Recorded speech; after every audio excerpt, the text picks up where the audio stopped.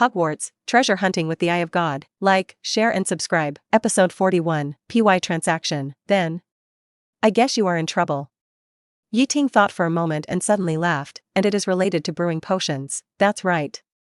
George slapped his thigh. We want to try to make the burping candy from Zonko's joke shop. We guess that the burping effect comes from a burping potion, but we have tried many times and failed. As he said, he took out a candy from his pocket and threw it into his mouth, and his face immediately wrinkled. It's really too bitter. Burp. As soon as he finished speaking, he began to burp nonstop, and each burp was crisp and loud. Fred also ate a candy, but he tried for a long time and only managed to hold back a very small burp. That's it, he nodded to Ting. The sugar we made either tasted too strong a potion or was too ineffective. Ting understood after hearing this. To develop new products, it really requires constant attempts and adjustments. You've made a lot of progress, don't lose heart. You're right, hiccup, buddy. George patted Ting's shoulder, happy that he understood, but the only problem is, the potion takes too long to boil, and each new formula. Seeing that George couldn't speak clearly because of the hiccups, Ting didn't know whether to laugh or cry, and had no choice but to take out his wand and point it at George. Stop the hiccups. The spell worked immediately, and George's hiccups stopped abruptly. I feel much better, thank you. George breathed a sigh of relief. You can actually do this spell. Fred was shocked. I remember that this spell is not learned until the 4th grade. The 4th grade textbook, I've learned it. Ting shrugged. Awesome, you are worthy of being a Ravenclaw student. The twins praised in unison. Let's get back to the point, George continued. Anyway, using a pewter crucible to boil hiccup potion takes a whole day, which is too slow for us to study hiccup candy. Fred took over the conversation, so when we heard that your crucible can save several times the time, we thought about borrowing it from you. If you agree, then we owe you a favor. If you need help in the future, we will never be stingy. George vowed. It seems that you want to borrow it for a long time. Ting heard, shook his head in embarrassment. Sorry, if this is the reason, I may not be able to lend you the crucible. I also need it myself. Ting himself has a lot of potion research projects. How could he lend the crucible to others? Is that so? Sorry to bother you. Seeing the twins' disappointed look, Ting's heart moved, and suddenly remembered the teleportation anchor map he got last night. He looked at the twins again, and he had already made up his mind. He smiled and said, actually, I bought this cauldron in the Muggle world. If you need it, I can buy it for you this weekend. He glanced at the twins, as long as you have a way to leave Hogwarts. As soon as he said this, Fred and George's eyes lit up again. Of course, we certainly have a way to get you out of Hogwarts, Fred said eagerly. I know there are several secret passages in Hogwarts that can lead directly to Hogsmeade. That's no problem. Ting nodded, then I'll help you go there this weekend. Great. You are our savior. Thank you, buddy. The two happily high-fived each other and thanked each other repeatedly. Nothing, we traded with each other. Ting waved his hand, smiled calmly, and then said, you said that you owed me a favor for this matter. Does that still count? Of course it counts. Fred patted his chest and promised. Everyone knows that we brothers are the most loyal. George also said solemnly. Ting smiled slightly and took the opportunity to put forward his request. That's right, I also need your help. I need some very precious magic materials, which are currently only in Professor Snape's medicine cabinet. It was not until then that Ting revealed his true purpose. I plan to secretly go to the potions classroom tonight to get some, but I am not sure I can avoid Snape. As he said, he looked at the twins. I heard that you know Hogwarts very well, even better than Professor Dumbledore. So, can you do me this favor? Fred burst into laughter when he heard this, and almost choked. George smiled and said, haha, Ting, you are exaggerating. If we stay in Hogwarts for a few more years, we may reach this level, but we don't dare to claim it now. Fred blinked and said, we are still learning humbly. However, it is more than enough for us to help you sneak into the potions classroom. George changed the subject and was full of confidence. So, what should I do? Ting looked at the two expectantly. Fred pointed upstairs. At 12 o'clock tonight, you go to the statue at the end of the corridor on the 8th floor. You just need to move the statue and you can find a hidden entrance. George explained. A secret passage? Ting was stunned. He did have a lot of information about the secret passage in Hogwarts in his memory, but he didn't have any impression of this. It was probably opened by Ravenclaw for the convenience of eating midnight snacks. Fred guessed. In short, you just need to get in and we will meet below. George finally reminded. The PY transaction between the two parties was thus reached. Then, they separated. I didn't expect that you have made so many friends in just 1 week at Hogwarts. When Ting returned to the long table of Ravenclaw, Zhang Qiu said with some envy. As a Chinese, although she had many suitors, she didn't make many friends. Although racial discrimination is not serious in the wizarding world, subtle barriers still exist. By the way, the reason why racial discrimination is not serious in the wizarding world is that everyone discriminates based on blood. In the face of the conflict between purebloods and muckbloods, race is just that. If I say that we just met, do you believe it? Then they are really interesting people. Zhang Qiu laughed dryly twice. This may be the unique enthusiasm of the Weasley family.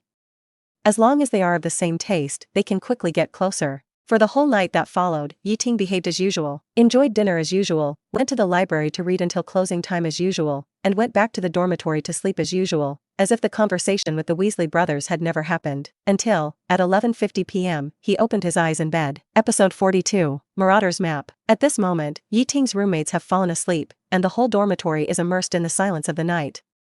Only Lynette's eyes are shining. Ting got up from the bed, put on his cloak in a hurry, and after fixing his nightcap, he walked to the door with the cat. Just as he was about to open the door, he thought about it, went back to his roommate, took out a bottle of life and death water from his hat. That was his work when he practiced potions before school started, and applied some, gently applying a few drops in front of each roommate's nose. Next, the evaporated life and death water will be absorbed into their bodies, and this amount can ensure that they will sleep soundly all night without waking up. In this way, Ting does not need to worry that his roommates will wake up and look for him after he leaves, thus exposing his whereabouts. Some things are better to be done more carefully. The statue on the 8th floor? With the help of the light of the rose lantern, Ting soon appeared at the end of the corridor on time. He looked at the stone guard in front of him, who was twice as tall as him, and couldn't help but fall into silence. It seems that Fred and George are really strong. Otherwise, how could they move such a big stone sculpture? He tried to push the statue hard, but it only moved slightly.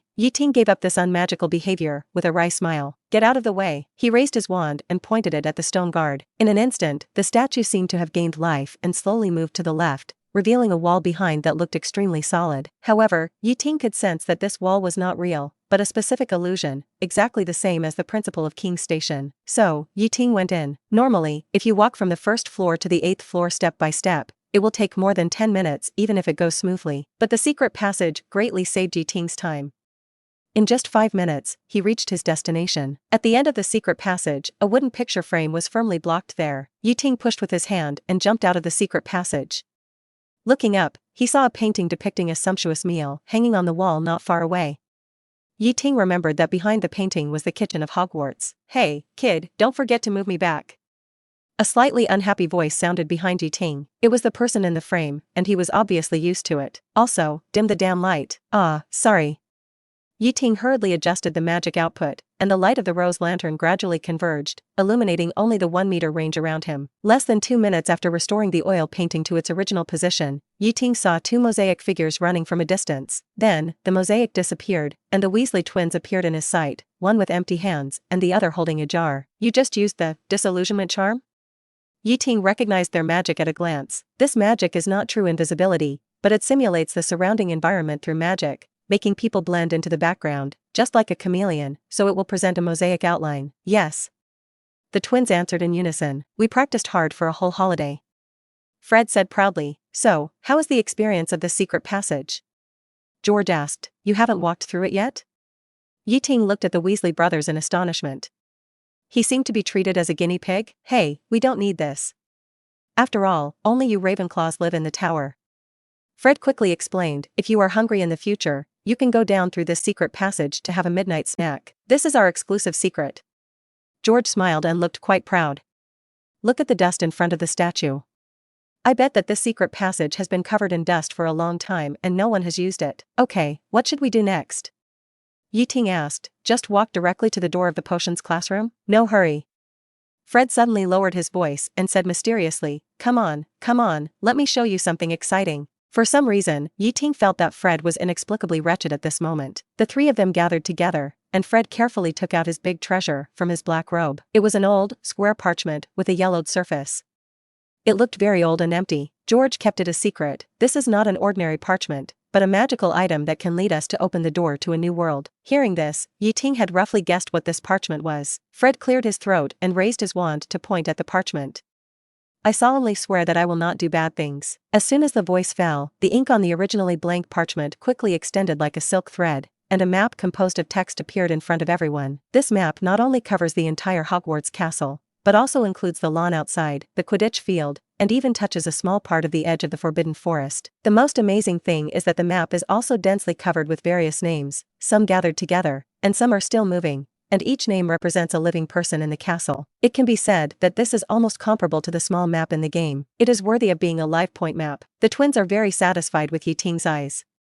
Such a magical map, where did you get it from? Ting asked. Talking about this, George seemed to be lost in memories. Remember when we were in the first grade, we were young, carefree, and a little naive. Ting narrowed his eyes and looked at Fred and George up and down, secretly wondering if they were naive. Hee, don't look at us like that, at least we are much more naive than you.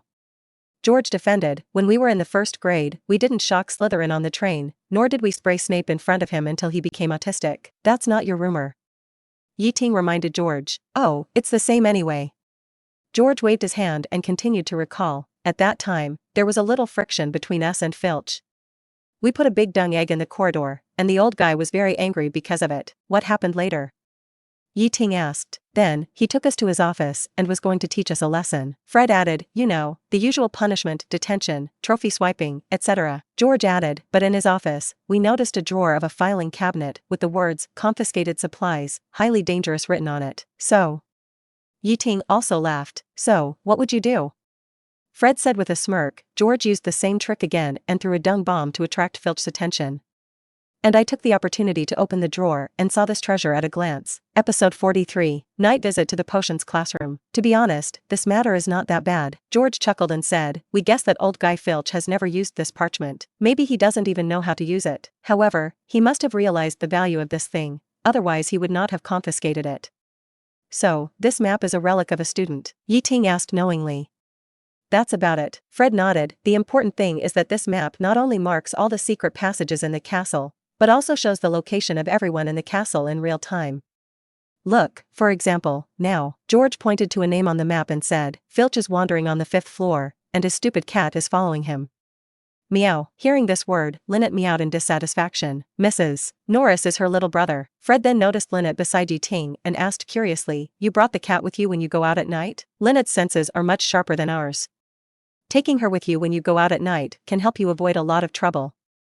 Ting touched the cat's head. Besides, she is also very helpful for night travel. Then, he pointed to the jar in George's hand. Speaking of which, besides this map, what else did you bring? George smiled mysteriously. This is a gift we prepared by ourselves. Gift? Ting looked at the jar again, and he could vaguely smell a strange smell from it, but it was not the smell of dung eggs. You made it by yourself? Who are you going to give it to? Fred patted Ting's shoulder. We just think that we can't lose to the juniors in the first grade when it comes to teasing old bats. So as the teacher's most beloved students, George proudly declared, we have the responsibility to give the professor some special encouragement when he encounters difficulties. This is to express our deep gratitude, appreciation, and feelings to the professor. Fred and George looked very proud. If Ting hadn't known that Professor Snape had deducted 10 points from them yesterday, he would have almost believed their lies. After carefully confirming on the Marauder's map that there was no one around the potions classroom, the three of them walked forward cautiously. As they walked, they couldn't help but tease each other. Be careful, George, don't forget to cover your face. Got it, Fred. Besides, don't we know the disillusionment charm? That thing is useless. Do you really think the old bat can't detect it? Also, don't call my name when you are wandering at night. Seeing the twins almost staged a brotherly love drama in the dungeon, Ting's mouth curled up slightly, and silently opened the jar to be given to Snape. It was a large jar of red paint. Haha, this is a special paint that we made by ourselves. How is the craftsmanship? Fred proudly showed off their masterpiece. It's a mixture of half a can of red ink and the flobberworm slime donated by Hagrid. Professor Snape can't remove it within a week. George patted his chest confidently. So, are they going to just splash paint, or are they going to do a graffiti? Ting thought secretly. Oh, we have to hurry. Fred stared at the Marauder's map in his hand, his expression slightly nervous. Professor Snape is almost on the 3rd floor. The three of them acted quickly and soon arrived at the door of the potions classroom. Allaho, open. Ting waved his wand lightly, and the door of the classroom opened. A chilly breath hit me. The potions classroom was eerie even in the daytime, and in the dead of night, the atmosphere was even more like a haunted house. The old bat is now on the 2nd floor. Fred continued to provide real-time intelligence. We have to complete the task within 2 minutes. George sighed regretfully. It seems that there is no time to draw. I brought a pen with me. Ting, how are you? Fred turned to Ting, who had already walked to the locker. Can you fix the lock of the locker door? No problem. Ting nodded, full of confidence. During class today, a pot of failed potion was accidentally poured on the locker, dirtying a lot of medicinal materials. Snape will definitely transfer those precious materials to a temporary locker before repairing this cabinet. And the magic lock of that temporary locker, He paused and gently pointed his wand at the cabinet. It's much worse than the original one. As Ting fiddled with the cabinet door twice, the cabinet opened with a creak. Ting couldn't wait to start searching. Let me see. Hairy crab shells, fairy wings, two-horned beast bone meal, and moonstone. He took off his nightcap and carefully put these rare materials into the cap one by one. These are the key materials for making teleportation anchors, and they are the most difficult to obtain. As a system reward, the blueprint Ting received was modified according to the rules of the Harry Potter world, which means that all the required materials can be obtained in the Harry Potter world. However, the manufacturing process of the teleportation anchor is extremely complicated, and the required materials are also quite rare. When Ting first got this blueprint, he was worried about how to collect all these materials. Until he got the promise of the twins, he naturally thought of Snape. Since the old bat likes to go against him so much, it is reasonable for him to take a little revenge. After an unknown amount of time, Fred's alarm finally came. The old bat has reached the first floor and is about to enter the basement. We have to evacuate quickly. George quickly splashed the last bit of red paint on the blackboard, and then looked at Ting. Let's go.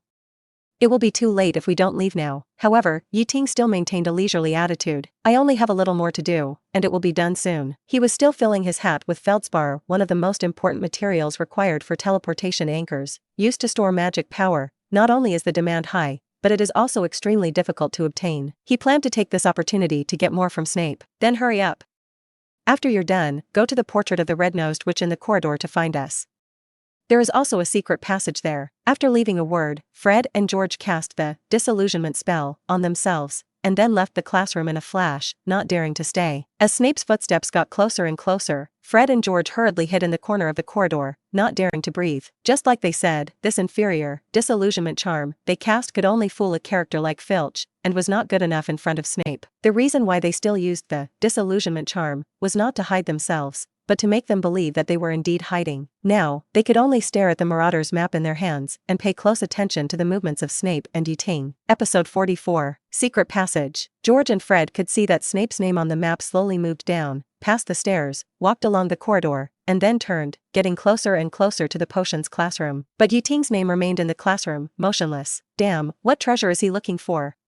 Why is it taking so long? Fred couldn't help but complain in a low voice. This won't work. He will be discovered sooner or later, and then he will have to be detained for the whole weekend.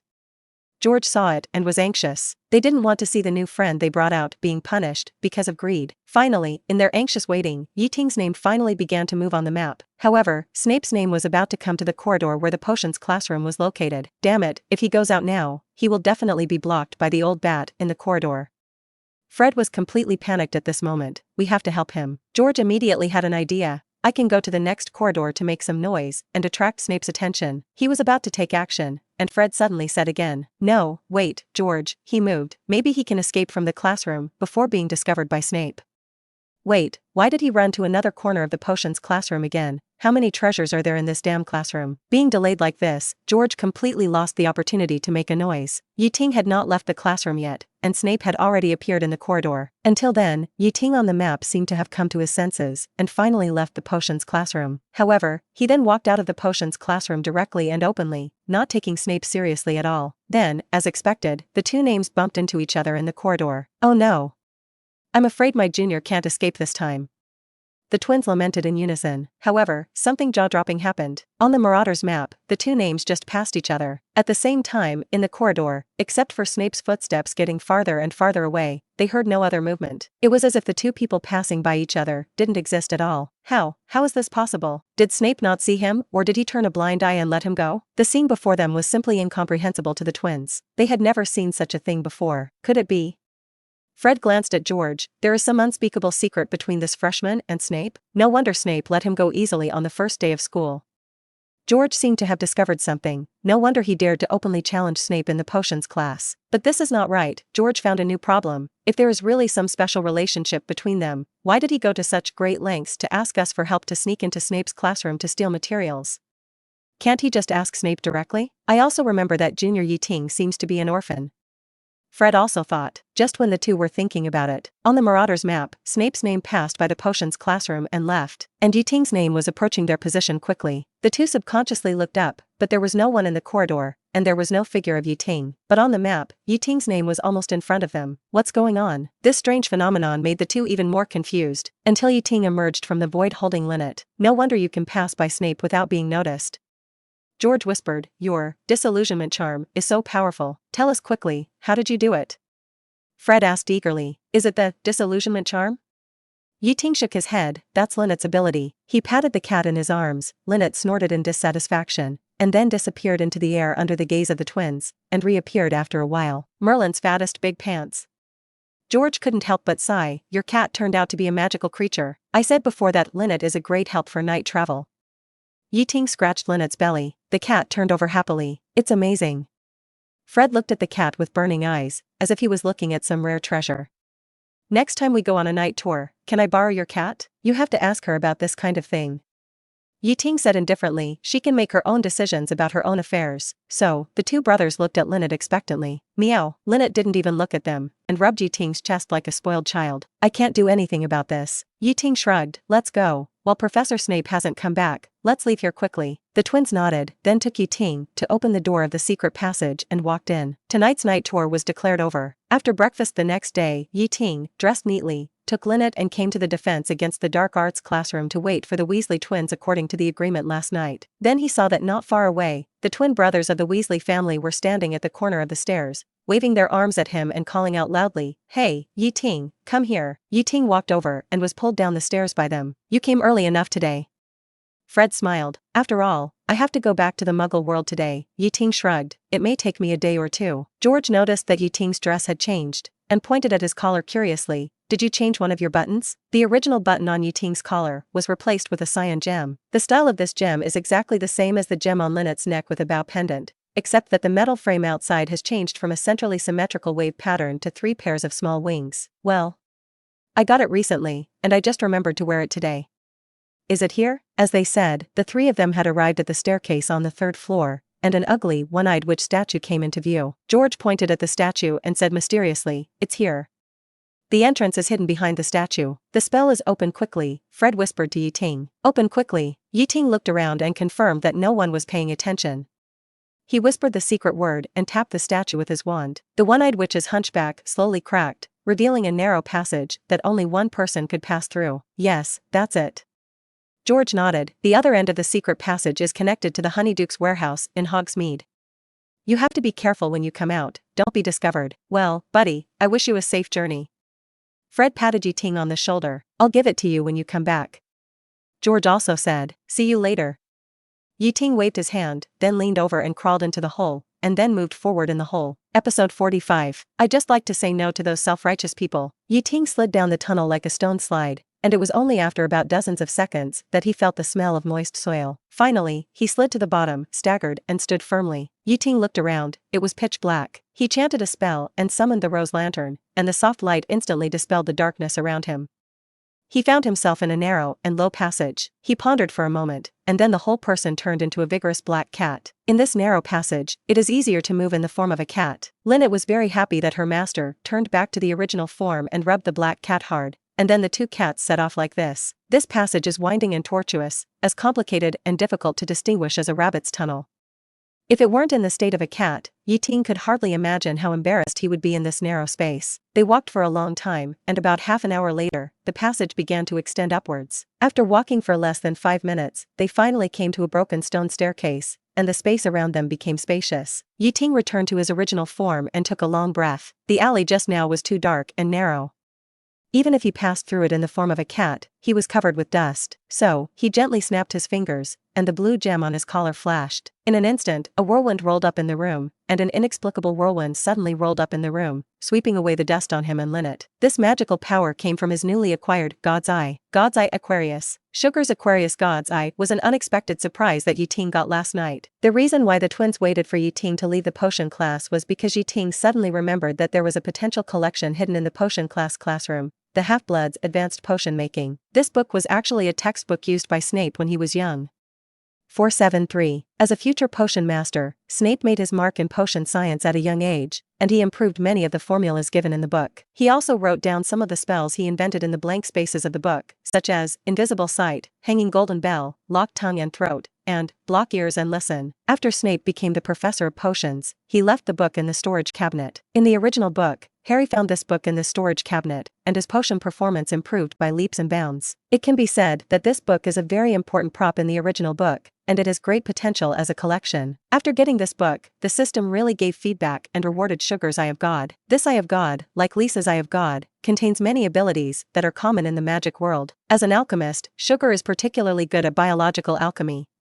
Her Eye of Flask is focused on alchemy and potion knowledge. Although Lisa's Eye of God also covers some of these abilities, she has brought Ting a more comprehensive understanding of magic. Sucrose's Eye of God, on the other hand, is a deep exploration of alchemy and potions. With the two combined, Ting can proudly say that his talent in the field of potions has surpassed Professor Snape. This is the second Eye of God that Ting has obtained, which is very helpful for his magic research. He couldn't help but start to look forward to it.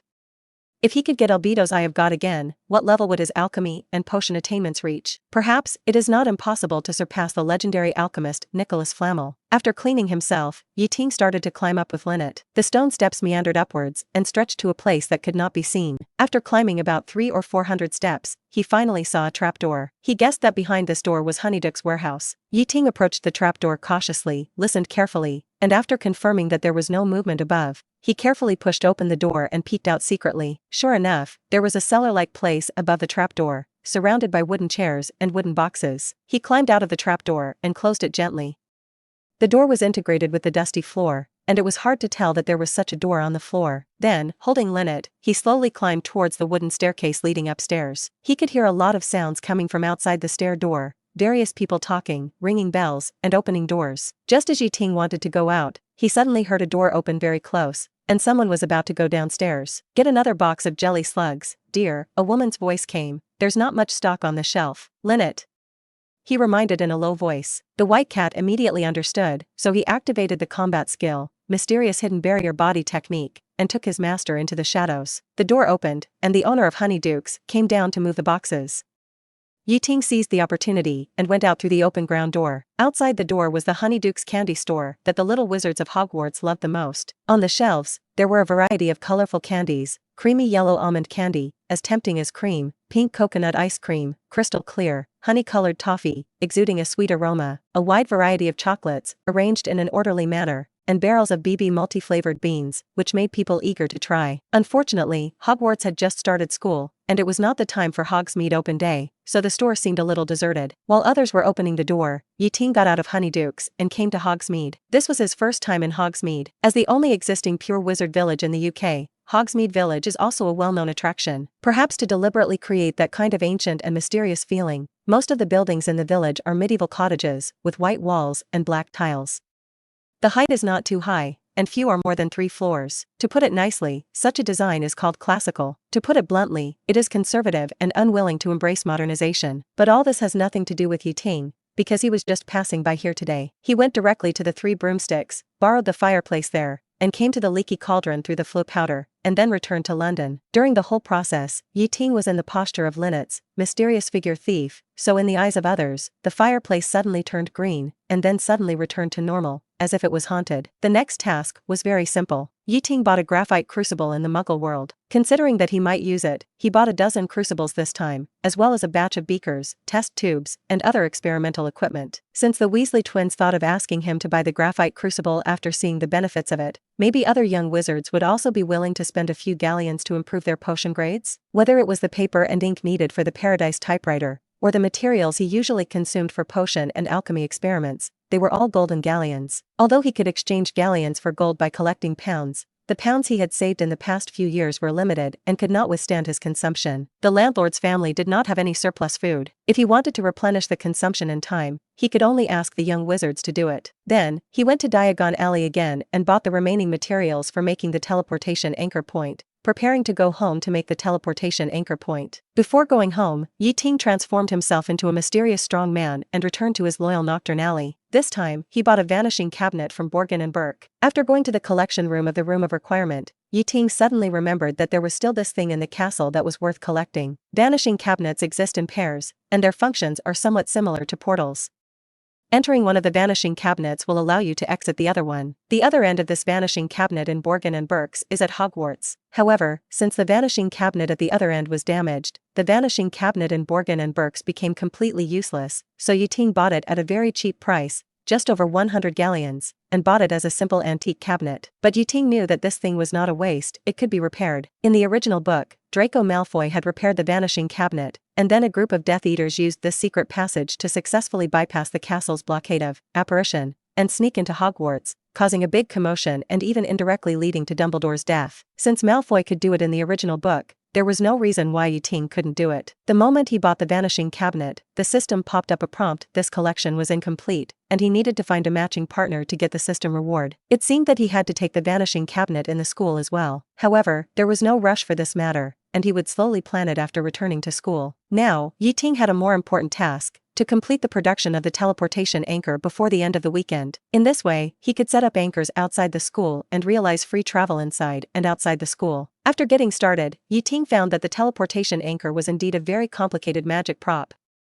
It was more difficult to make it than he had imagined, and it took much longer than expected. Fortunately, Yi Ting obtained the Eye of God of Sugar, and his alchemy talent was greatly enhanced, which avoided the result of failure. Even so, he rushed to make the first batch of 5 teleportation anchors before Sunday night. The anchors were tall, about 2 meters high, and as thick as a bowl, which was quite similar to the image in the game. Such a large thing was too obvious to be arranged. So, Yi Ting had to carefully choose the location, placing one at home and the other near the leaky cauldron. To ensure safety, he also used magic to hide them underground or in pillars, and laid heavy reinforcement, expulsion, and alarm magic around them. In his plan, he also planned to put a teleportation anchor in Hogwarts. As for the remaining 2, they were kept as backup to deal with emergencies. After everything was arranged, Yi Ting couldn't wait to try the effect of the teleportation anchor. How should I put it? The feeling of instant movement is much more comfortable than apparition. Teleportation can carry items that do not exceed its own weight capacity, and the magic power consumed is also negligible. However, this method is not perfect. The spell using the teleportation anchor takes about 10 seconds to brew.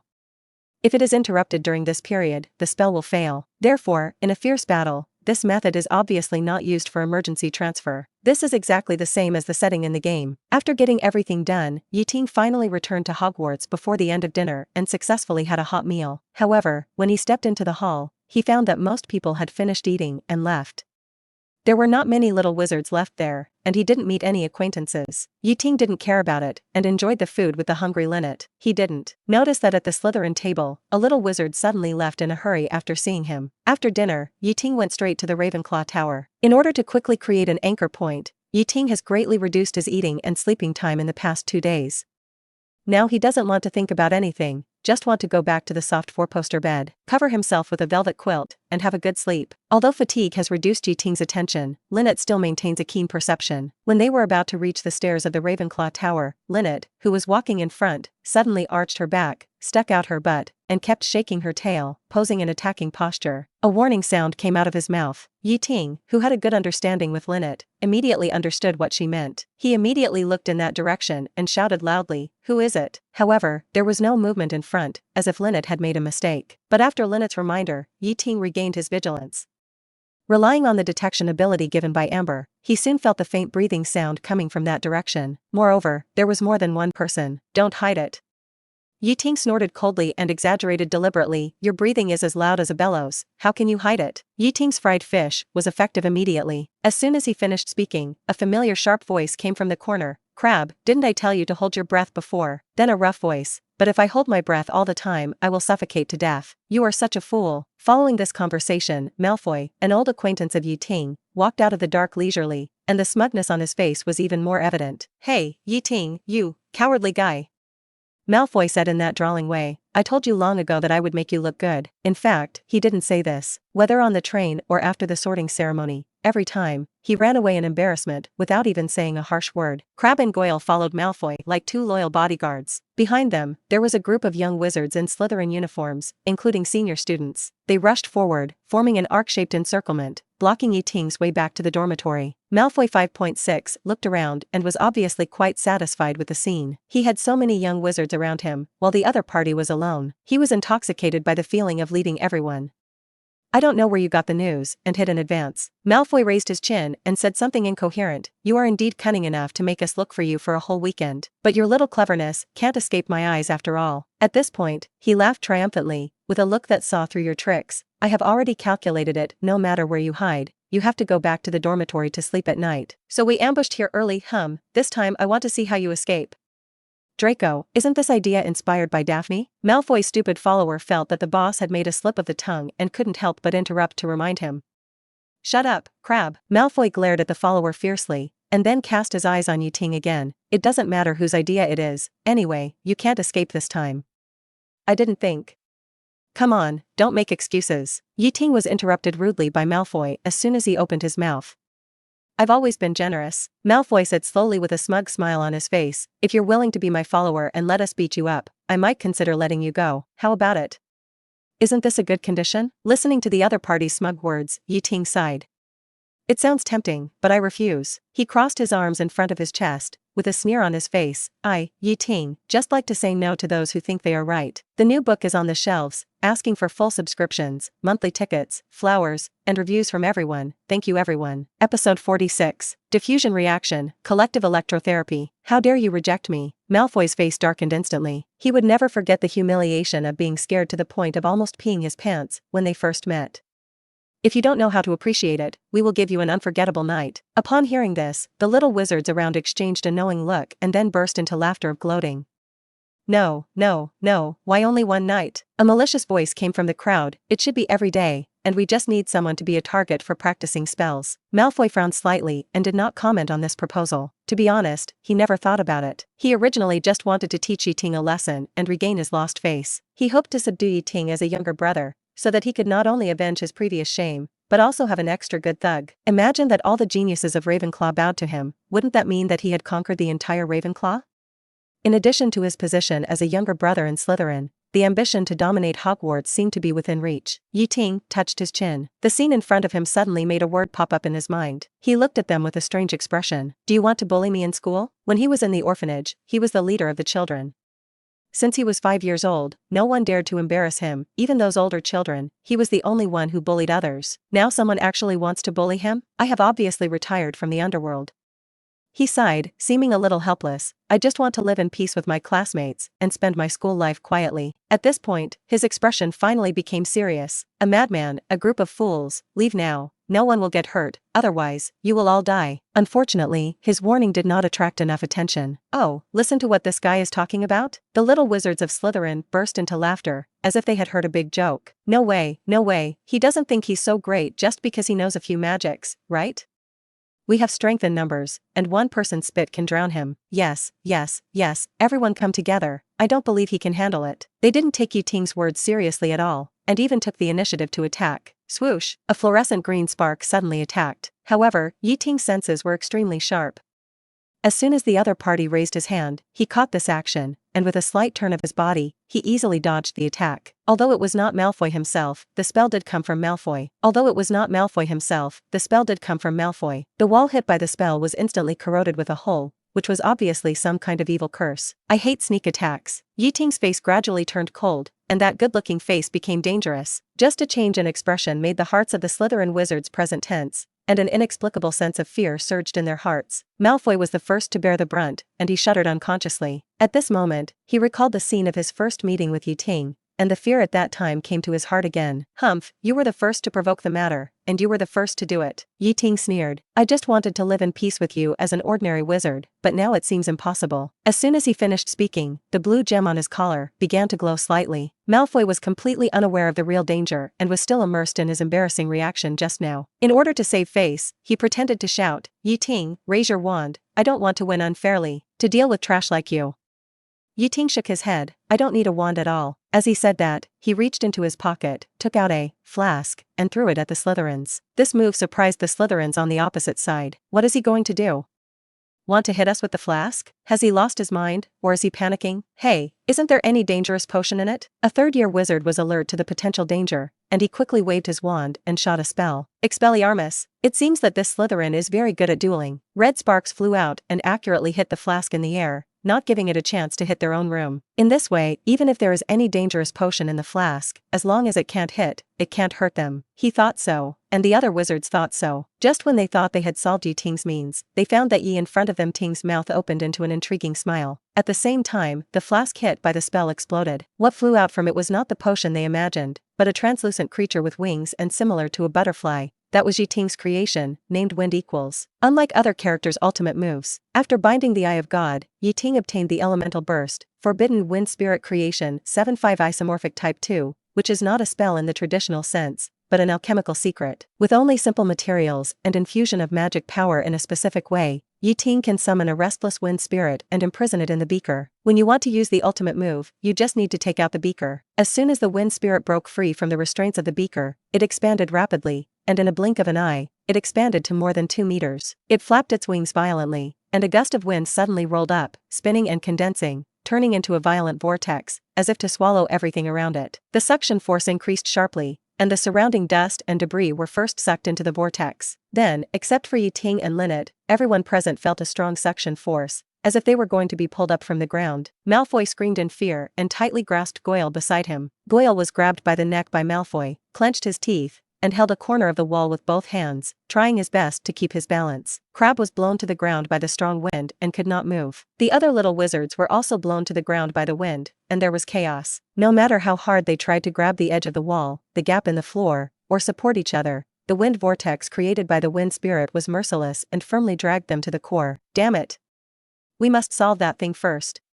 Finally someone realized the key to the problem. The little wizards who didn't want to be sucked away raised their wands one after another. In an instant, colorful spells flew towards the wind spirit like meteors. At such a close distance, the little wizards could easily hit the target without aiming. However, they found desperately that most of the spells failed. The body of the wind spirit is made entirely of gas, and ordinary spells are useless to it. What's worse is that a fool actually used the acid spell.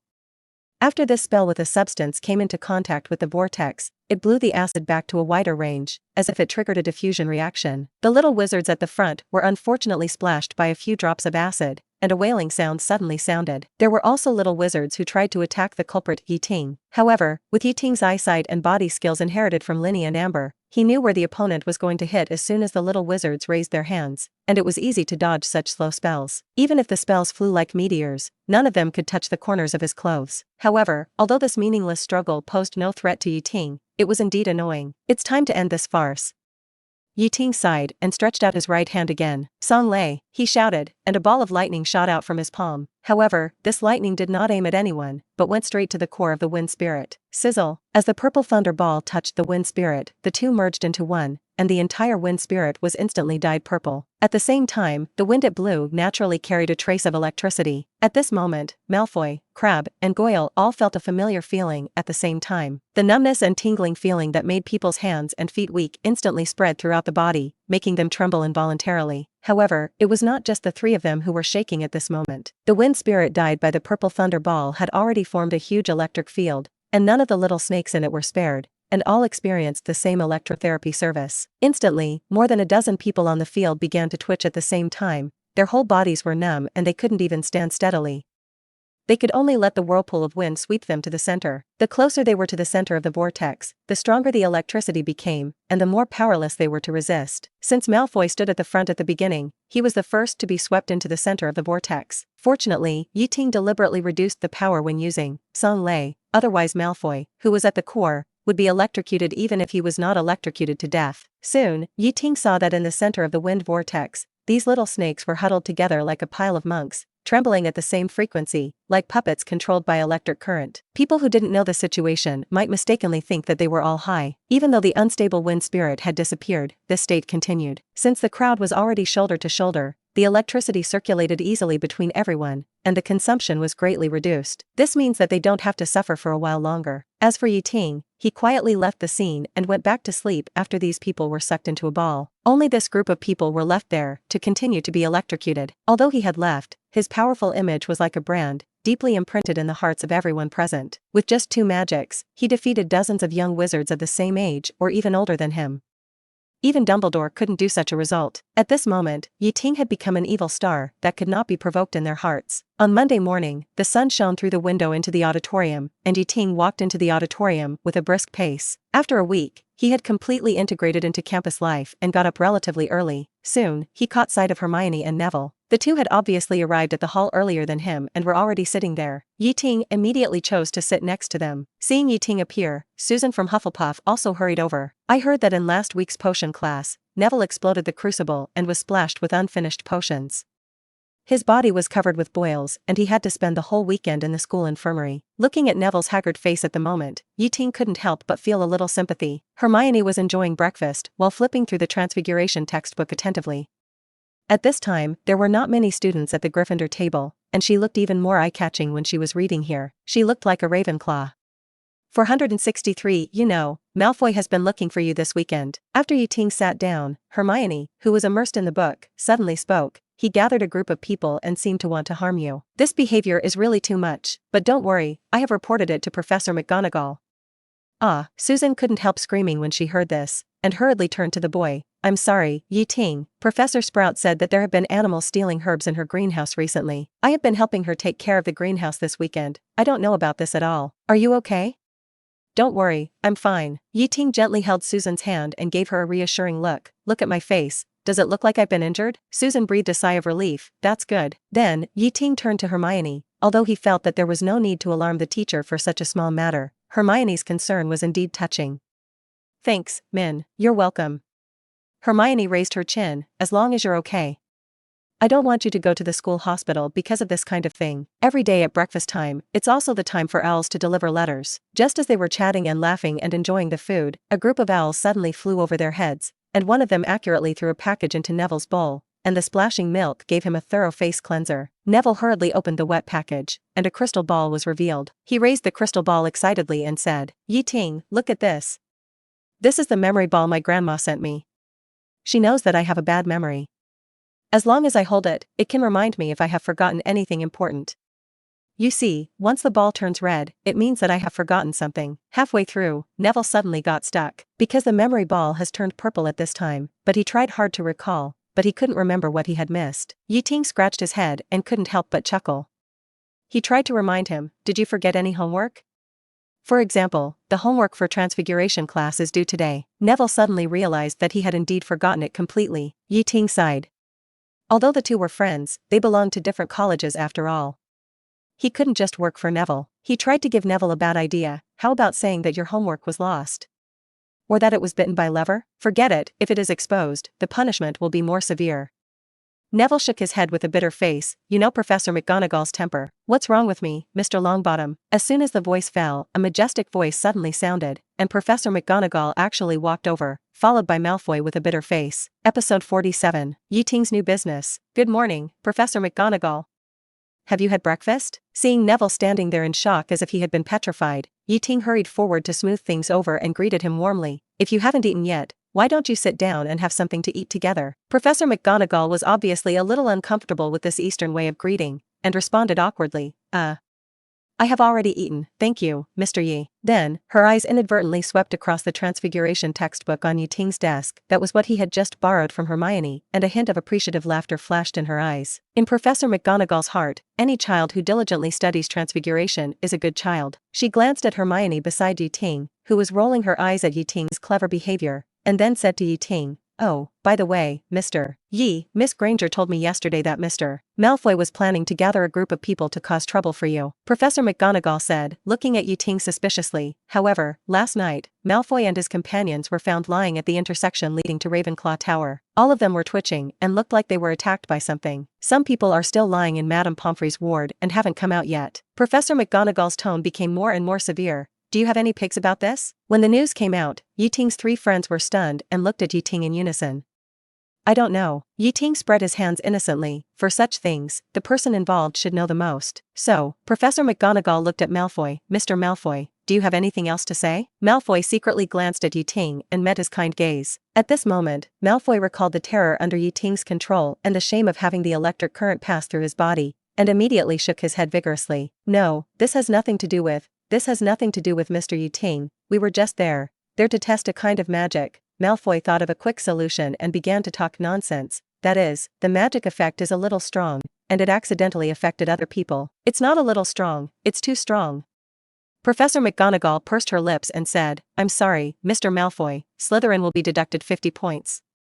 As the leader of this activity, you have to accept the punishment of detention. Where is he going to be detained? Ting interjected curiously, could it be Professor Snape's office? Professor McGonagall obviously knew that putting a Slytherin in detention in Snape's office was basically equivalent to a day trip. It's possible that as soon as Malfoy entered the door, Professor Snape gave him another 10 points because his left foot stepped through the threshold first. It's to Mr. Filch's place. This matter is over. Don't cause any more trouble. Professor McGonagall was about to leave, but she saw the red memory ball in Neville's hand. She reminded softly, Longbottom, your grandmother used to like playing with this little thing, but she always forgot her homework in the charms class.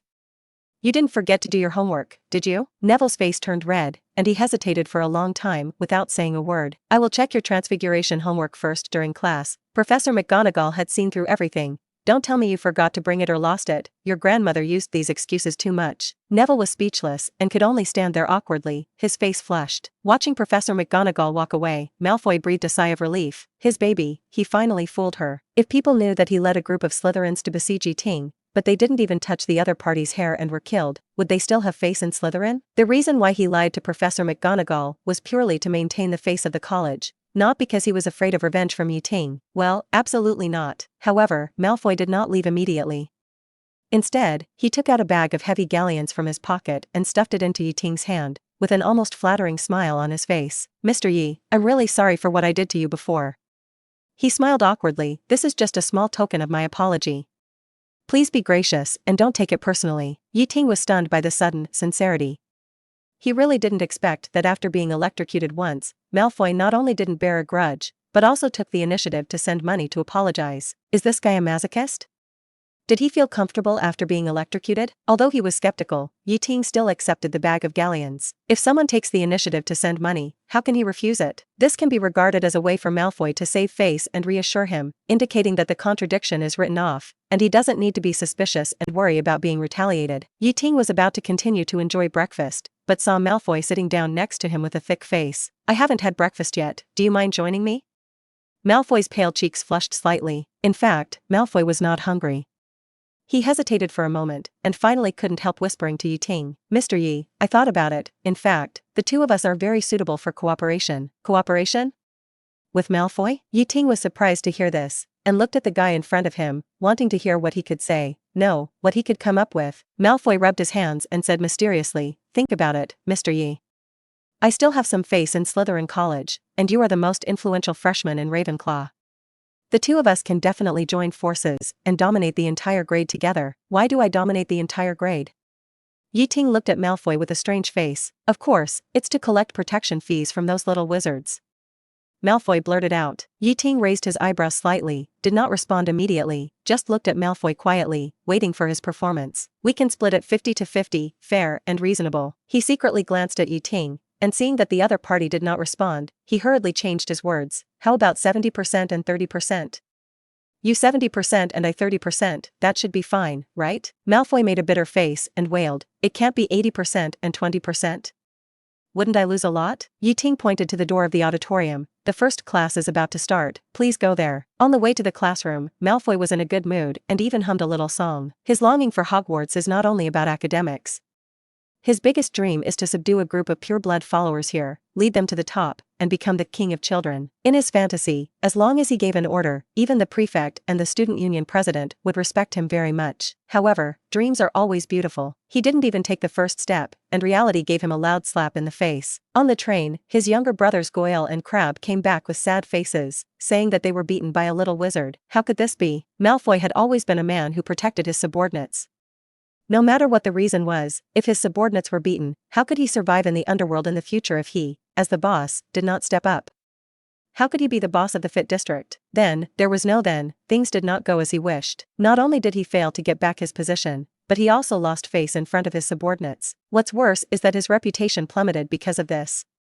Many girls mistakenly thought that he had a threesome with his two subordinates every day. Afterwards, he spent a lot of effort, spent a lot of pocket money, and made a lot of promises before he gathered a group of thugs in Slytherin to get back his position. But what was the result? The thugs were annihilated, and he himself was deducted points and put in solitary confinement. If he couldn't even handle a small Ting, how could he talk about being the leader of Hogwarts?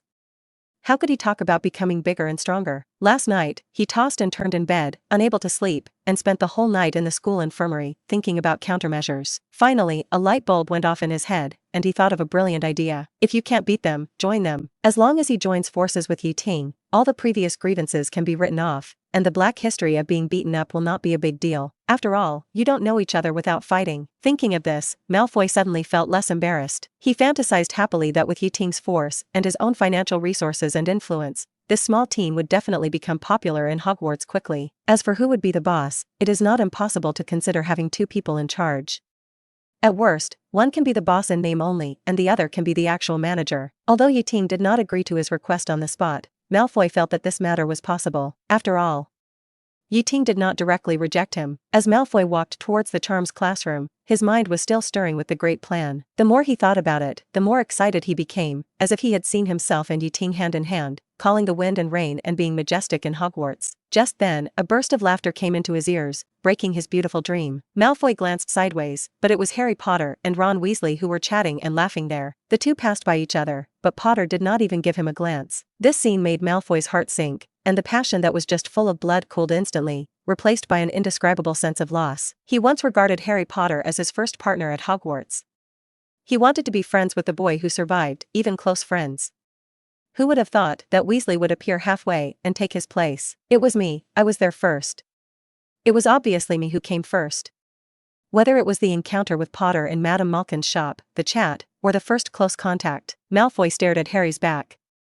He was going to filch, to be punished, but he didn't intend to bear this sin alone.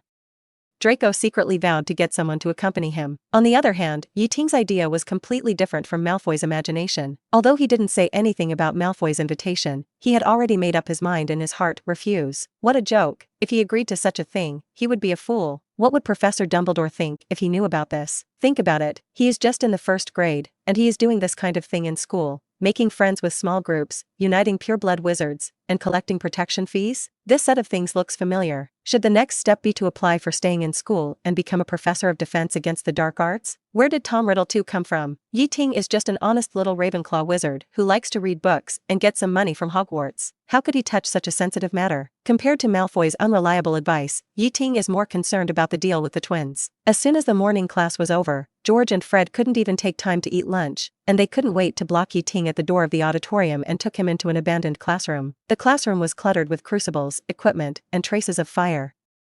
It was obvious that it was the place where the twins privately made medicine. Ting didn't waste any words, and directly took out a bunch of graphite crucibles, flasks, test tubes, and other things bought from the Muggle world from his hat, and piled them all on the table. Even though the twins were used to seeing Ting take all kinds of things out of his hat, they were still shocked by the space capacity under his hat. Your space pocket. The capacity is too big. George exclaimed. Where did you buy the hat? Fred also expressed envy. Didn't I tell you? Ting put on his hat again. Today he wore a tricorn hat. These are all made by myself. I have a lot of experience in the space extension spell. The twins looked at each other and saw surprise in each other's eyes. Okay, let's get back to the topic. Ting took out a crucible from the pile and pushed it in front of the twins. This is the graphite crucible you want. According to the price agreed before, the twins paid 3 galleons. After the payment and goods were settled, George asked in confusion, I wanted to ask just now, why did you buy so many crucibles and bottles? Speaking of this, Ting cleared his throat and looked at the two people in front of him seriously. Do you two want to make some extra money? Make extra money? When it comes to this, the twins immediately became interested. Tell me quickly, what plans do you have? They are now immersed in the development of joke products, and they are just short of funds. The way, Zhao Ma Zhao, Sly family is the only one with income, but they have to raise so many children. The financial situation has always been very tight, which is reflected in them. That is, there is no pocket money. It costs money to buy potion materials, and buying a graphite crucible from Yiling is also an expense. They have always secretly left some medicinal materials for their own use in potion class, which resulted in them not having enough medicinal materials to complete Snape's tasks in potion class, and the potions they made frequently had problems, and they were caught by Professor Snape every time. In short, now that Ting said there is a way to make money, they are all looking forward to it. It's actually quite simple. Yiling smiled. After the incident in the potion class, I think it's very worthwhile to sell Muggle-made window potion equipment in school. He looked at the twins in front of him and said with a smile, in fact, I have to thank you for spreading the news about that incident. Who doesn't know that I gave Snape a hard time in the potion class? And this is the best for selling these equipment. Didn't you come to me because you heard about that incident? So, you still have to pay us advertising fees? George joked. It's all included in the reward. Ting pointed to the crucible on the table. I plan to ask you to help me sell these. We've done this deal, Fred said impatiently. How do you plan to price it? The graphite crucible I gave you before, the base price is 3 galleons. Ting said slowly. We announced to the outside that each crucible is sold for 6 galleons, although this price is slightly higher than the tin-forged crucible. But the graphite crucible is better than the gold and silver crucibles in some aspects, so it's not too much to sell it at this price. Of course. Not at all. The two brothers shook their heads. Yiling nodded and continued, oh, by the way, these beakers are sold in the same way. A set of beakers is quoted at 3 galleons, and you can give me 2 galleons and 5 ounces each time you sell a set. Episode 48. The Little Wizard Who Sells the Pot. In fact, Ting is fully capable of selling these equipment by himself. With his connections, it is not difficult to sell all the equipment. However, it is a waste of time. His time is precious. He has more than enough time to study magic.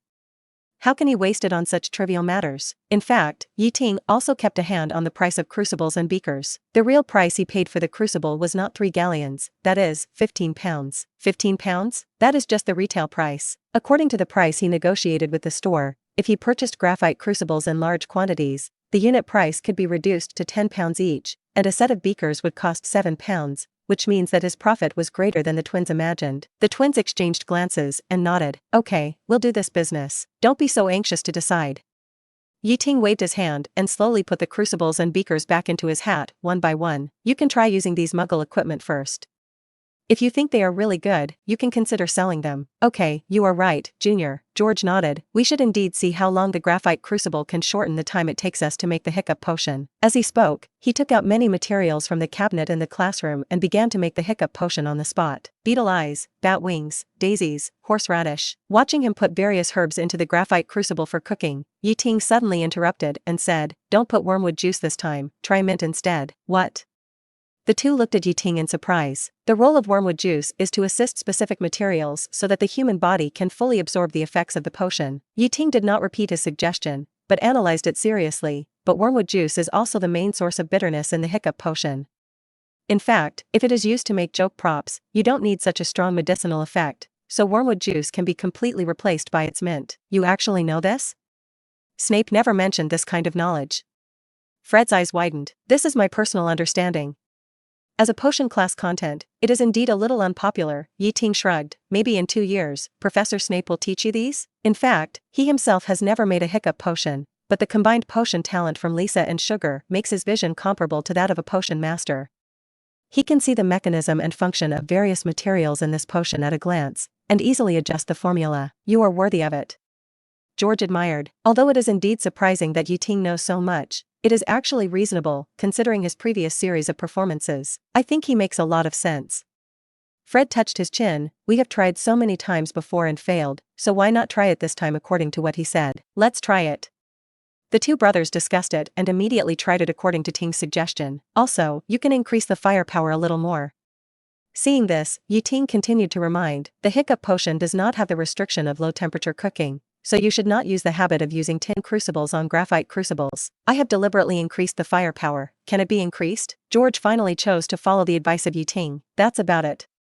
After an hour, you can check the results. Ting said, putting the last crucible into the tricorn hat, and then casually put the hat on his head. Then, I'm going to have lunch first. You can also have lunch first and come back to see the situation. He waved his hand casually and turned to leave the classroom. The twins looked at each other, although they were a little tempted, but finally decided to stay and continue to observe. After all, this was their first time using a graphite crucible, and they also adjusted the potion formula on purpose, so it was better to be cautious. It's better to be safe than sorry. An hour later, in the auditorium, when Ting was full and ready to go back to the dormitory, he was blocked by the twins again. Great, Ting, our burp candy is successful. Fred was so excited that he was incoherent, showing the finished product in his hands, while burping. George also added excitedly, your improved burp formula is very suitable.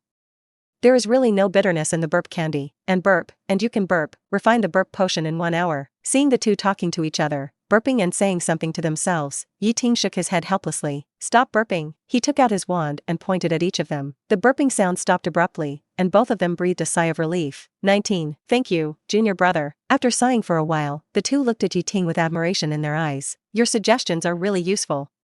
Fred couldn't help but praise, and your potion tools are really easy to use. We have decided, and we will do our best to help you sell crucibles and beakers.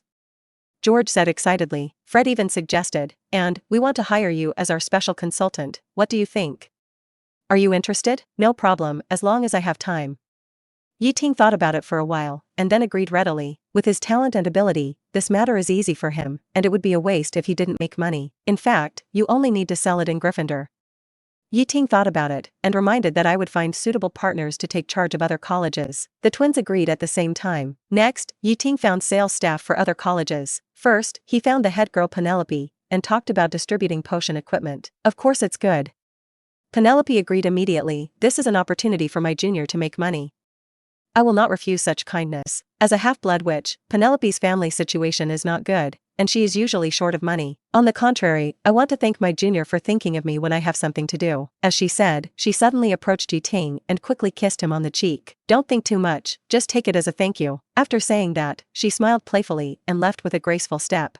Ting, who was left behind, touched his face, and felt a sense of being taken advantage of. He laughed at himself. Sure enough, a handsome boy like me has to protect himself when he goes out. In fact, Penelope's help to Ting is not limited to distribution. Not only did she readily agree to promote these potion equipment within Ravenclaw, she also introduced the female head of Hufflepuff to Ting, thus successfully opening up the Hufflepuff market. As for Slytherin, Ting gave the task to Malfoy. As a BBFD, prominent family among pure-blood families, the Malfoy family has some face among pure-blood families, which directly leads to Malfoy not having to do anything. He has a lot of connections in Slytherin. However, Malfoy would never dare to accept payment for helping Ting, so Ting simply gave him a set of equipment as a reward. Ting's previous prediction was indeed accurate. Not long after, the matter that Ting confronted Snape and made him speechless, which was popular last week, was once again a hot topic in the castle this week. In just a few days, the whole Hogwarts was talking about it. What's more interesting is that because someone stole Snape's collection on Friday night and splashed a lot of hard-to-remove red paint in the potions classroom, Snape had a gloomy face every day in the past few days, looking at everyone as the culprit, and was furious at any time. The little wizard saw all this. Because the time was too coincidental, everyone thought that Snape was killed by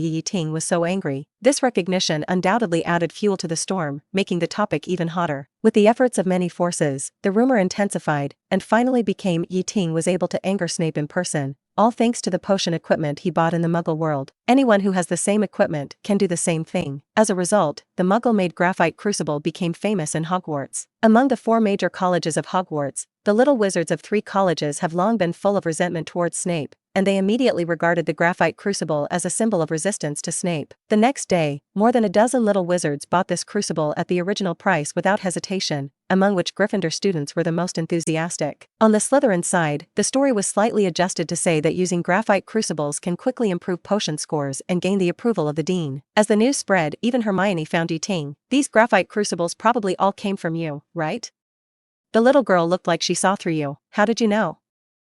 Ting raised her eyebrows in surprise. Don't think I haven't heard about what you did in potions class, the girl said proudly. Wizards have always disdained Muggle stuff, and only you would think of integrating Muggle inventions into the magical world. I'll take it as a compliment. Ting crossed his arms. Don't be so conceited, I'm not praising you. The girl snorted, then looked at Ting. Hey, I mean, did you sneak out of Hogwarts to buy a crucible last weekend? Otherwise, how could I not find you the whole weekend? Don't talk nonsense. Ting's heart skipped a beat, and he quickly denied. Hogwarts security measures are so strict, how could I sneak out? Who knows what method you used, Hermione thought. Maybe the twins from the Weasley family helped you. They are selling graphite crucibles all day long, and they must be related to this matter. This smart girl guessed the truth inadvertently. Ting, who was exposed, could only bite the bullet and be stubborn. Your imagination is really rich. It's okay if you don't admit it. Anyway, I don't plan to report you. Hermione shook her head, giving up blaming Ting in this regard. Since George and Fred's crucibles are all from you, then I buy them directly from you. Should it be okay? Of course, Ting breathed a sigh of relief, but it's limited to you. Don't tell anyone about this. I don't want to be surrounded by a group of people to buy crucibles. It's too troublesome. Don't worry, I won't do that. Hermione rolled her eyes, then smiled slyly. Then, as the price of confidentiality. I buy a graphite crucible from you at cost price, it shouldn't be too much, right? After talking for a long time, just for this matter. Ting shook his head, of course, 3 galleons. 3 galleons. Hearing this price, Hermione was shocked. Harry spent 6 galleons when he bought it. You make this money too easily, it's not that simple. Ting was a little unhappy. Sales are like this, consumers just need to pay without thinking. We have to consider more things when selling goods. Tell me, besides me, who else can get so many high-quality and low-priced crucibles? Hermione was speechless for a moment, and finally bought a graphite crucible at the cost price of 3 galleons. Ting made a galleon with tears in his eyes. Although Ting had a good impression of Hermione, and they were also friends, what can I say? Business is business. In fact, the popularity of the crucible business far exceeded Ting's imagination. In just 2 days, the crucibles in his hands were sold out. This forced him to teleport back to London quickly through the anchor point to replenish the supply. In order to facilitate his frequent travel between London and Hogwarts without being discovered by anyone, Ting hid the teleportation anchor point in the storage room of the Room of Requirement. It wasn't just the crucibles and beakers that were in high demand. According to feedback from the twins and other salespeople, even the pan balance that Ting was using at the time was inquired about by some people if they could buy it. What did Ting say? Of course, everything was available. Episode 49, Flying Fever. In addition to the graphite crucible, there was another thing that was also hot in the school: flying class and Quidditch. On Tuesday, the Ravenclaw common room suddenly exploded. People were saying, Ravenclaw freshmen will have sex with Hufflepuff students on Thursday afternoon. Oh no, they will have flying class together, and the exciting Quidditch freshman selection will start at the weekend. This news caused 1,000 waves and instantly ignited the enthusiasm of the young wizards. They whispered to each other, and people could be heard everywhere discussing flying brooms and the upcoming Quidditch game. In the spells class, even Professor Flitwick was infected by this craze and couldn't help sharing the tips of riding a flying broom. Waist and broom are one, children, this is the essence of flying. Professor Flitwick was talking with saliva flying. In order to let everyone observe his movements better, the book under his feet was higher, more than 2 meters. Don't look at my short stature. Professor Flitwick laughed self-deprecatingly, but my waist and abdomen are very strong. I can hit Hagrid's knees when I jump up. It's this core strength that I rely on, do you understand? Susan blinked her big eyes and asked, Professor, how is your Quidditch skill? I used to be called Little Flying Squirrel. Professor Flitwick smiled proudly. Those tall batsmen are just sieves in front of me. I can hit them with one shot. It's very easy. However, when the little wizards further asked why he was so proficient in Quidditch but failed to train excellent players, resulting in the poor performance of the Ravenclaw Quidditch team, Professor Flitwick suddenly supported his waist, said with difficulty that he was unwell, and ended the class early. Professor McGonagall showed off her collection in class, dozens of jerseys signed by Quidditch superstars, and a full 20 brooms that had created glory on the field, which was eye-opening. Especially the one-star sweeper, which is the first broom in history specially made for the competition. I heard that this broom has been sold at a sky-high price of 10,000 galleons on the market. Professor McGonagall not only showed everyone the treasure, but also turned into a shopping guide and analyzed the advantages and disadvantages of various flying brooms on the market for the young wizards. Judging from this, if she doesn't want to be a teacher one day and switches to selling brooms at the Flying Broom Company, she will definitely be a leader in performance. Even Professor Quirrell, who usually stutters when speaking, shared his legendary experience of fighting a troll on a flying broom this time. Unfortunately, he couldn't withstand the troll's brutal collision and was defeated in a few minutes. Surrendering, it is said that even the wand was broken. The students were all immersed in the heated discussion of Quidditch. Draco Malfoy boasted about his flying experience in the auditorium all day long. He complained that the first-year students were not qualified to join the college Quidditch team while telling stories to his classmates. He told a different version of the story each time, but the ending was usually about how he narrowly avoided a Muggle helicopter. The Muggle-born wizards couldn't help but cover their mouths and laugh. Malfoy obviously had never seen how scary a real helicopter was. Susan and Hannah had been arguing over who was greater, Hamish McFarlane or Finbar Quigley. Susan felt that although Quigley had won 4 championships, he was always changing jobs, running to whichever team was stronger, and had to form a big 3 with others.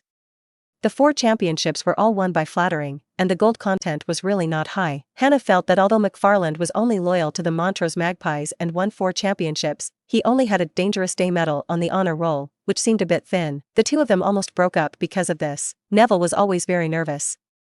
Although his family was an authentic wizard family, he had never even touched the hair of a flying broom. His grandmother always felt that his IQ and athletic ability were not enough, and playing with a broom was too dangerous for him. Hermione was much calmer. She found a book, The Origin of Quidditch, from the library and wanted to explore flying skills through the book. This girl picked up a broken broom for sweeping the floor from somewhere, and every day when no one was around, she would pull Susan to practice in the open space. Watching the two girls running around on the ground on the broom that couldn't fly at all, Ting didn't know whether to laugh or cry. I say, if you two really want to preview the flying lesson in advance, I can lend you my broom to practice. Yi finally couldn't help it. You have a flying broom? Hermione's eyes widened. When did you buy it secretly? Didn't they say that first-year wizards can't bring it?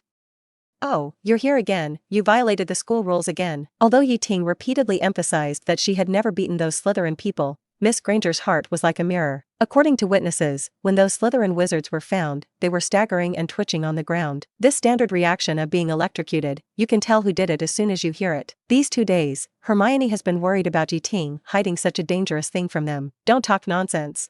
Ting lied without blinking. That's an old broom I picked up. It looks 80% new and can still be used, but it can't go fast, but for a novice, this is not a disadvantage. At least it's safer if it's slow. Can you find such a good thing in Hogwarts? Hermione asked curiously. How old is that broom? Not too old. Ting thought for a while, about 70 or 80 years. On Wednesday afternoon, the sun was shining brightly, and the students of Ravenclaw and Hufflepuff came to their long-awaited first flying class. The class was held on a wide lawn near the castle. When Ting and the students of Ravenclaw arrived slowly, they were surprised to find that the little badgers of Hufflepuff had been waiting there early, and their enthusiasm was even higher than when they were in Professor Sprout's herbology class. In contrast, the students of Ravenclaw, the original king of rolls, seemed a little lazy and didn't seem to have much interest in the flying class. The two sides seemed to have been switched. This is no wonder. After all, the Ravenclaw Quidditch team has not performed well for many years, and the team culture seems weak, so the students' enthusiasm for flying is naturally not raised. But Davis, the captain of Ravenclaw Quidditch, is also helpless. He has thought about training like Gryffindor and Slytherin, fighting hard on the field, and competing for the championship. But the problem is that Ravenclaw is mainly composed of girls, and he, as the captain, dares not even give loud commands, for fear of making any of the players cry. It would be strange if such a team did not rank last every year. As the little wizards gradually arrived, the flying brooms used in class were also delivered to the scene. Seeing the flying brooms, the little wizards cheered immediately. However, when they approached, the smiles on their faces gradually solidified. They originally imagined that the school would generously equip them with the latest Nimbus 2000 flying brooms. That is the hottest flying broom this year. Even if the Nimbus company squeezes out the toothpaste every year, and only improves the configuration by 10% each time, it is enough to keep it firmly on the throne of the industry leader. To put it another way, even if the school is not so extravagant, at least it will choose the cost-effective 7-star sweep broom, right? Although the sweep series has poor user experience from time to time, and occasionally there will be problems with brake failure, it is the only choice on the market that can be comparable to the Nimbus series in terms of parameters, and the price is affordable, which makes people can't help but shout, "Sweep, yes." They have even made the worst plan. Even if the school gives them a slightly older Nimbus 1700 or 5-star sweep to save money, they can barely accept it. At worst, classic brooms like Comet 290, although old, can also be used. However, what they never expected was that Hogwarts actually prepared a flying broom of the Meteor series for them. Just in the previous Transfiguration class, Professor McGonagall had introduced this antique broom. Since its birth in 1955, it has been famous among competition brooms for its extremely low price. Decades have passed, and this broom has long been outdated. Even if it is used as a fire stick, it will probably be disliked because of the heavy smoke. What's worse is that the Cosmic Broom Company, Limited, that produced the Meteor broom went bankrupt as early as 1978. Now it is even more difficult to find a knowledgeable maintenance worker, not to mention replacing those old and worn parts. Has Hogwarts fallen to this point now? Or is the so-called background of this ancient magic school just to insist on using these long-standing objects to distinguish it from those emerging nouveau riche schools? However, this is not long-standing at all. It's just like an antique dug out from a garbage dump, but Ting said that it was good to have a meteor, and it was obvious that he had never seen a real antique. If the school was a little more stingy, they might even go to the room of requirement. Request flowers, 0. There were piles of real old flying brooms, all of which were handmade products, before the industrialization and standardization of flying brooms. Each of those brooms was a fine product, made by hand, by a handmade fairy. Aren't they more ingenious and soulful than industrialized products? Just then, Mrs. G strode over. She had short gray hair and 2 yellow eyes, as sharp as an eagle. Seeing the students talking about it, she seemed a little embarrassed. She touched her nose and said, "The new broom will arrive soon. This month, ahem, everyone just make do with it this semester." This sounds like the promises made by the school year after year. Air conditioning will be installed next year. Unfortunately, there are so many next years. Maybe when you graduate, the air conditioning will really be installed. But what does that have to do with you? Okay, Mrs. Hooch raised her voice and said, "Although the Meteor broom is slower, it is at least safe and reliable." Come on, stand next to the flying broom, don't waste time.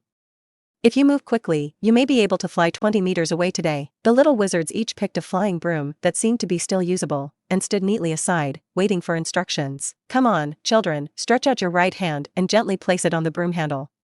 Madame Hooch instructed loudly, then, with emotion, shout out from the heart, get up. This get up actually has no real meaning. It is more like a ritual. Just like when buying watermelons, people always like to pat them first to test the ripeness of the watermelons. The lawn was suddenly filled with shouts, full of vigor and vitality. Yi Ting's arm was placed above the broom.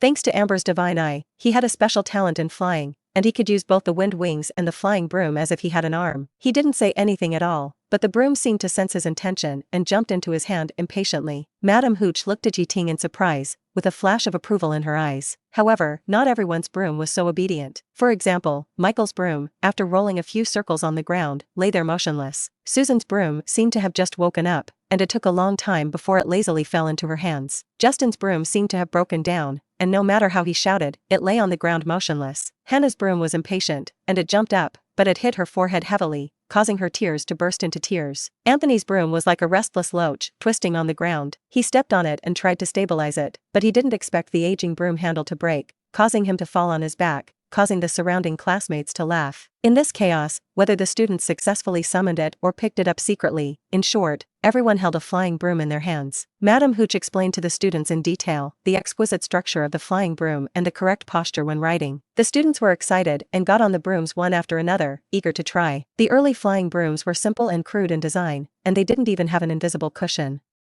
At that time, only true warriors dared to participate in Quidditch matches. Fortunately, with the advent of Heliosmeezan's cushion spell, the difficult Morgan era finally came to an end. Since then, every flying broom has been equipped with a comfortable, invisible cushion, and the riding experience has made a qualitative leap. The reason for making the cushion invisible is purely to maintain the traditional image of wizards. In Yi Ting's eyes, all of this, including continuing to maintain the broom shape of the flying broom, is a behavior of taking off pants and farting. In terms of speed, it is not as fast as the flying swords in the East, and in terms of comfort, it is not as comfortable as the magic carpets in the Middle East. Of course, the condition of these brooms at Hogwarts is even worse. Due to its long history, many of the broom cushions have been damaged, which inevitably makes people feel slippery. Madame Hooch patiently shuttled among the students and instructed them how to hold the broom correctly. Okay, kids, listen to me, Madame Hooch announced loudly. When I blow the whistle, you push off with all your strength.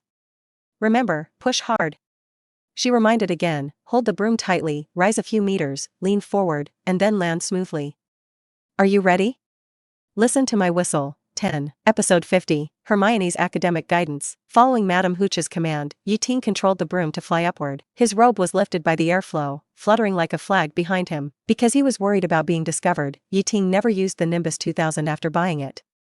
This was his first time to fly on a broom. Perhaps influenced by Amber, Yi Ting was filled with joy at the moment. Following Madame Hooch's instructions, he slowly raised the broom head to make himself fly higher. Then, he took a deep breath and tried to release one hand and hold the broom handle with only one hand. Thanks to his high sense of balance, this action was not difficult for him. Then, he slowly leaned forward again, and the broom began to move forward steadily. This feeling reminded him of his experience of riding a bicycle in his previous life. As his speed gradually increased, he even began to fly around the wide open space, enjoying the pleasure of flying. Madame Hooch below was surprised. She never thought that Yi Ting could adapt to flying so quickly. You know, many novices who first come into contact with flying brooms often lose control in midair because of panic. For Yi Ting, who is obviously a newcomer, it only took a few minutes to reach such a flying level, which is already very good. But Yi Ting is not satisfied with this. After adapting to the current flying speed, the talent from the flying champion began to get excited, as if constantly urging him, fly up, then fly up. Yi 060 Ting seemed to have learned it by himself. Leaning forward, as if touching the acceleration switch, the speed of the broom suddenly increased. The originally smooth flight trajectory became agile and swift.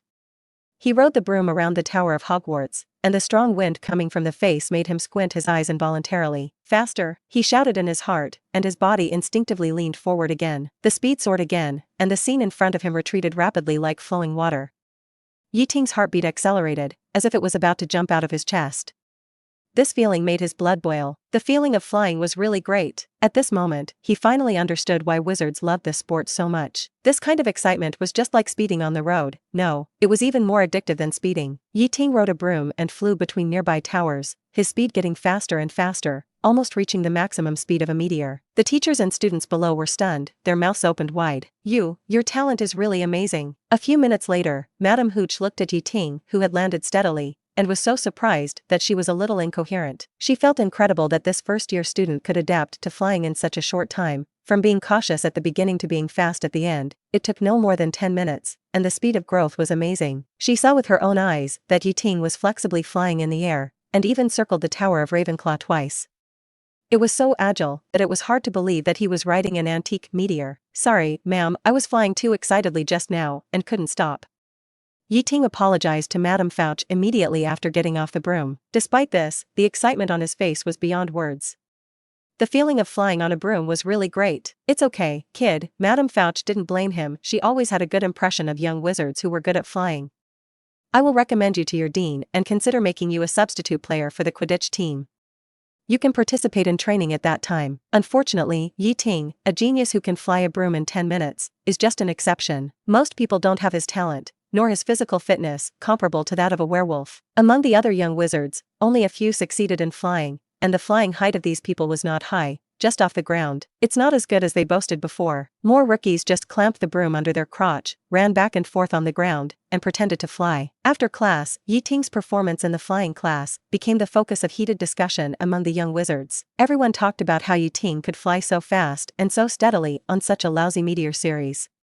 If he changed to a more advanced flying broom, he would definitely fly to the sky. Even Quidditch captain Becky Arncliffe came to Ting. Becky said that he had always been optimistic about Ting's flying talent.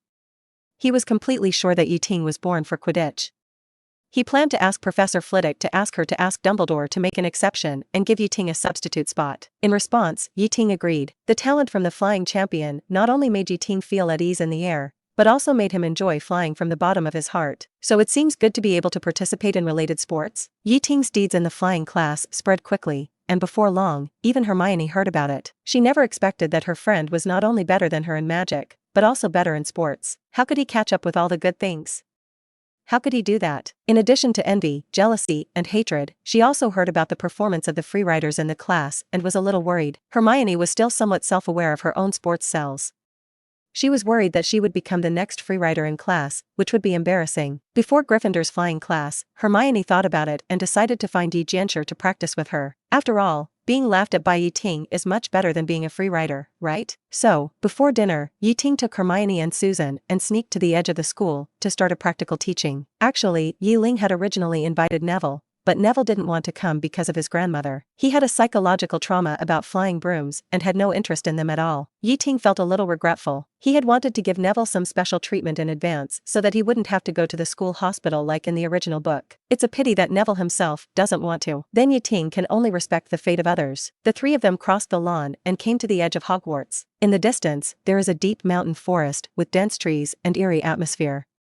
Occasionally, there are crows wailing on the branches, which is really a bit scary. Hermione and Susan, each holding one of Ting's arms, almost hanging their whole bodies on him, so that they feel a little more at ease. Hermione swallowed her saliva and couldn't help asking, why do we have to practice in such a place? Didn't you say that first-year wizards are not allowed to bring flying brooms, so we can only find a place where no one is around to practice secretly?